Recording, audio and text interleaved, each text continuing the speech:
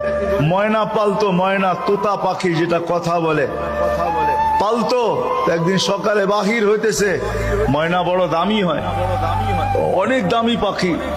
তো বাহির হইতেছে, তো ময়না জিজ্ঞাসা করতেছে মালিক কোথায় যাবে? শিকার খেলতে যাব, শিকার জঙ্গলে। আমার ভাইদের সাথে দেখা হলে আমার একটা সালাম দিও।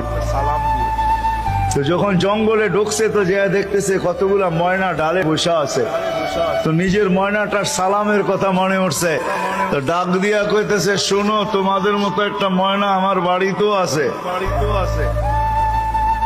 সে তোমাদেরকে সালাম দিছে। এই কথা বলতে দেরি এই ময়নাগুলা ডালের থেকে পড়া মরতে দেরি হয় না।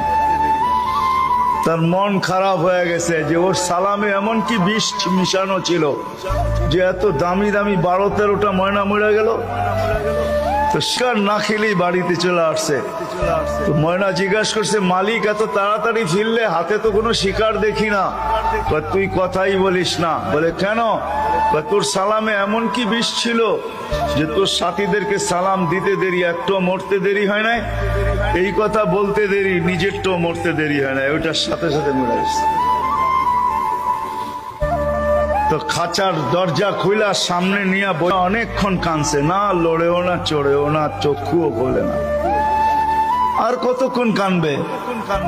বস ওইখানে তো ওইখানে লাইখা যে উঠা দাঁড়াইছে ময়না, বাস উইরা চালে বসা গেছে। তো বলছে, এটা কি করলি?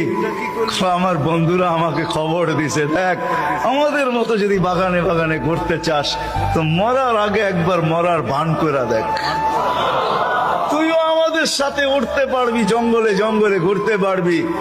ওইটা মরা ছিল না, ও আমাকে চিঠি দিছে, চিঠি বার্তা দিছে।